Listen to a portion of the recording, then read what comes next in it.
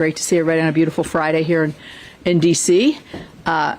Before we start talking about the topic at hand, I think it's important to point out that today is the beginning of Women's March Madness. And we're going to have some really good women's basketball. And so my passion for sports will be my West Virginia Mountaineers are kicking off tomorrow in Morgantown. Actually, I think the girls kick off tomorrow. Kick off in Morgantown, and we're really excited. The whole state, they're going to pack the stadium for the West Virginia Mountaineer women's football team. Women's basketball team, sorry. So, with so much emphasis on the Save America Act that we've been talking about and the leadership of Senator Schmidt and Senator Blackburn, we wanted to talk about an issue that we've talked about a few times, but I think is still very important. It's about fairness again.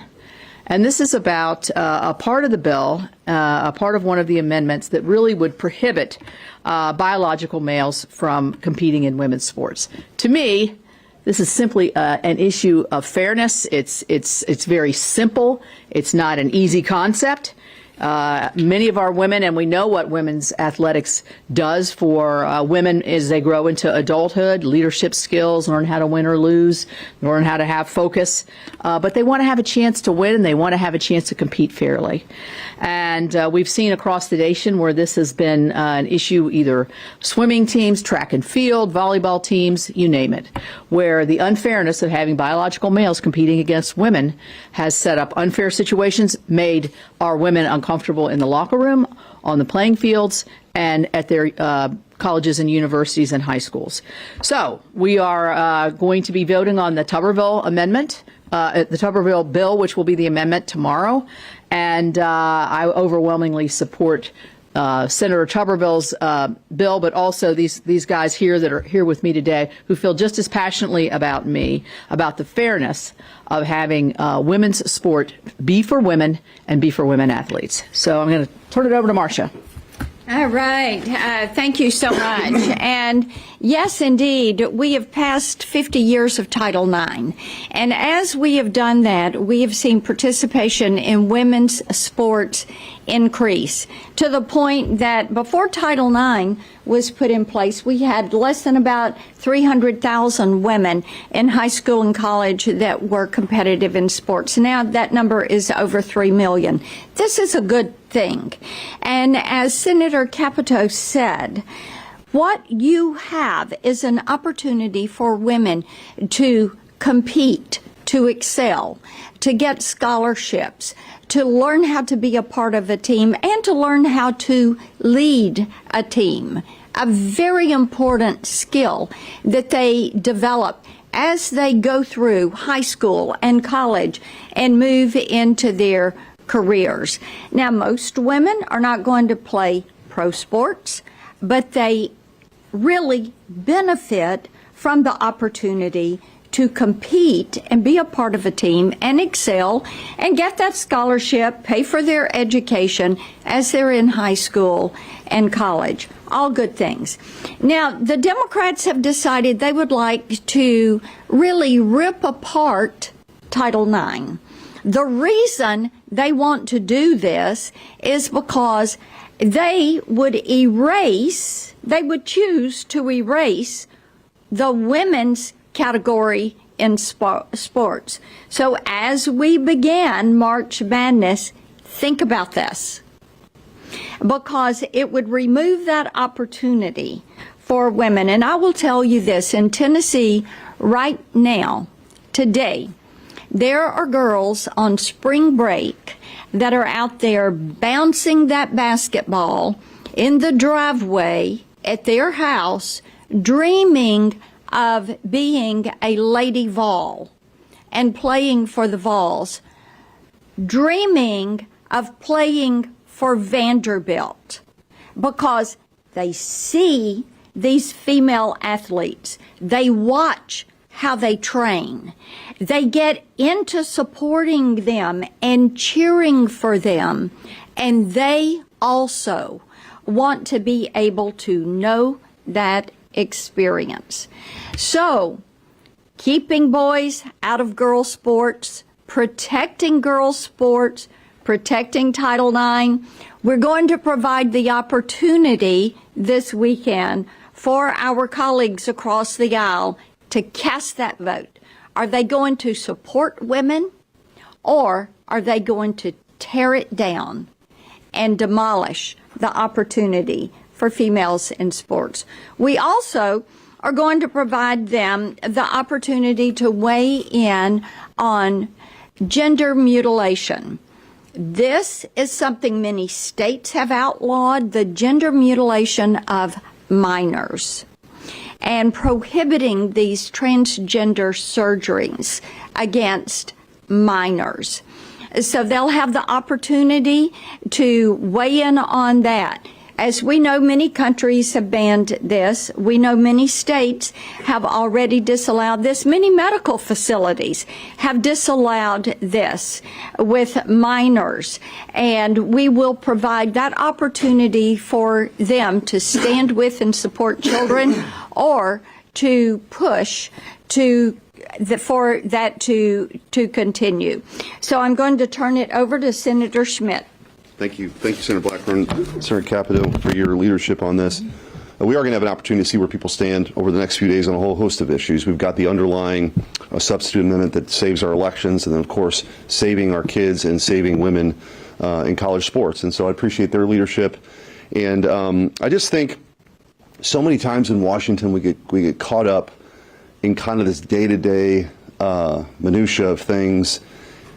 And when you're at home and you talk to like real people outside the Beltway, this is the kind of stuff that they can't believe we actually have to debate up here. They can't believe that we would allow men to compete in women's sports. They can't believe that people like Peyton McNabb, a female volleyball player, has permanent whiplash, had a brain bleed, and a concussion because a man pretending to be a woman spiked the ball and hit her in the face. Like, this is the stuff that drives people nuts. And this is what the Democrats are willing to defend. They're willing to say to women, you don't get to keep your own locker rooms. You don't have your own privacy. You don't have your own space to compete on a fair and a level playing field. They're willing to say that 2,000 awards have been taken away, or women have been pushed aside for men to stand at that top of that podium as opposed to women. Sports have played a very important role in my life, and from a kid into college, and it does for women too. It teaches you a lot of important life skills, how to show up on time, the work that you put in, the preparation, the process, competition, sportsmanship, all those kinds of things that translate into people being leaders. And Republicans are saying, we support that for women. Democrats are saying, no, actually we're going to sacrifice all of that to the altar of wokeness. All right. Any questions? Yes. Kelly with Fox News. If I can just ask about the vote that you guys are taking tomorrow, and I understand that the president has sort of added these three separate things to what he wants in the Save America Act, from banning transgender surgeries, women and protecting women's sports, and also the mail-in voting. Mm-hmm. Why tomorrow, when you take this vote, only couple those 2 points that Senator Blackburn outlined together, and not the mail-in voting? Yeah, can I address that real quick? Please do. So the way they, to get into too much process here, the tree is being filled, the amendment tree is being filled. So you have the base bill that came over the House, my substitute amendment that has all 5 of the president's priorities and the priorities of the American people. That is sort of sitting there. What we're going to do is individually offer some of these amendments that are also in the substitute bill that I have. Ultimately, we are going to vote on that as well. We're going to vote on it as a package that includes the mail-in balloting protections as well. But why couple these two together? Well, no, we're doing one at a time. So we'll have a vote.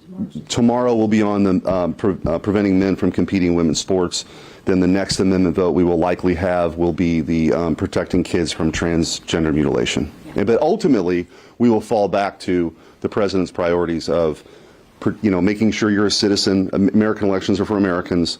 Voter ID, protections for mail-in balloting, the mutilation, preventing the mutilation of our kids, and protecting women from sports, from men in their sports. Yeah.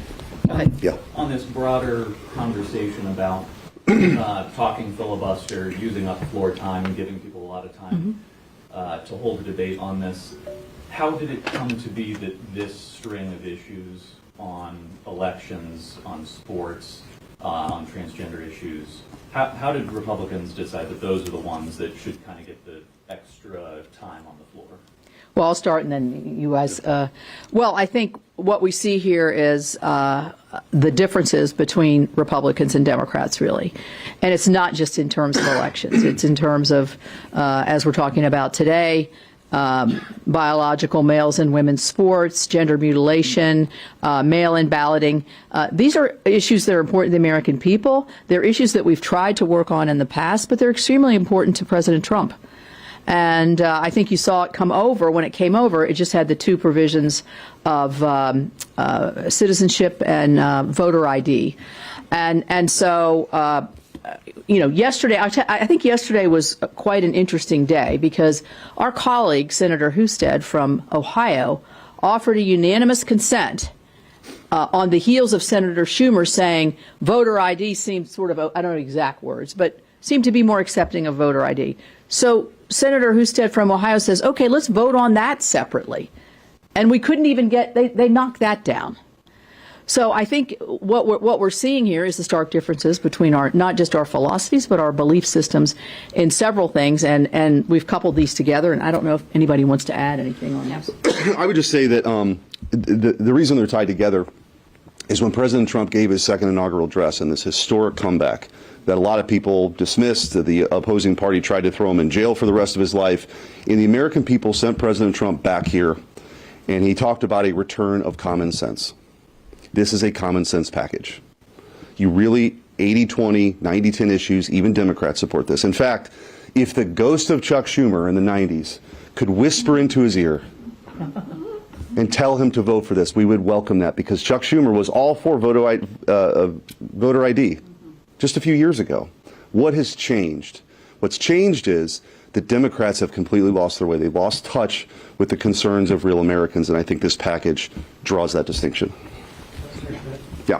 Question. Some of your Republican colleagues even have expressed concern that this bill becomes effective immediately upon enactment, and that the primaries are already underway.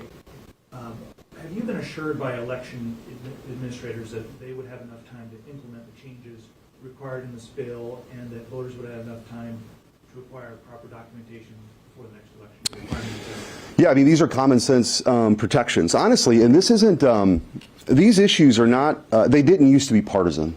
In fact, the Carter-Baker Commission of 20 years ago, which was a bipartisan, it was Jimmy Carter and James Baker, sat down and said, what can we do to protect the integrity of our elections? They came up with a list of 10 suggestions. And what they came to the conclusion is that in-person voting is the most secure. If you're going to have absentee ballots, you can't have a system where they're just mailed out to everybody. You have to request them and show, prove who you are, and photo ID is part of that too. So it wasn't that long ago. This was widely accepted as the best way to do it. And so I think states have been given ample time to implement this. In fact, most states, quite frankly, have something very similar to this already. With photo ID protections. Missouri has protections. If you have to request a mail-in ballot, you actually have to sign an affidavit with a notary, actually, in Missouri, saying you're disabled or you're homebound or you're a caregiver. All these things are reasonable to ensure that people can have faith in their elections. I think what's lost in this debate is maybe one, if not the most important thing, certainly one of the most important things we can do in this republic, and certainly in our time and service, is for people to really believe that their vote matters. That it's not being drowned out by an illegal immigrant that's come here who's now getting to vote, because you know who that disenfranchises? Actually American citizens. And so that's where our allegiance lies with the Democrats. Unfortunately, just like with deportations, their allegiance doesn't lie with the American people. It lies with illegal immigrants. They want them to vote. The Democrats are trying to figure out a way that's easier to cheat, and we object to that. Let me say a couple Yeah, of things. then I think that'll On that, Tennessee has been ranked the number one in election integrity. The systems exist to do this. IRS has a Social Security database that chronicles deaths, and states can run their voter roll against that. DHS has one on known illegal aliens in the country. They can run against that. It's a problem because 19 states have chosen to let those that are illegally in the country get a driver's license. And so motor voter becomes an issue. That is why these databases exist. So can they comply? Absolutely. Do the systems exist? Yes, they do. Are states using these systems? Yes, they are. And this would simply say what the American people have said they want to see, which is, number one, if you're illegally in this country, you are not going to vote in our elections. And number two, when you go to the poll to vote, please prove that you are who you say you are. Just the same as if you're going to pick up a child at school. Every time I go to one of my grandkids' schools, I turn in a photo ID. And they keep it in the office for the period of time that I am in that building. That's a good thing. And that's what the American people want to see in their elections. Thank you all. Thank you all. Thanks, guys. Way to go.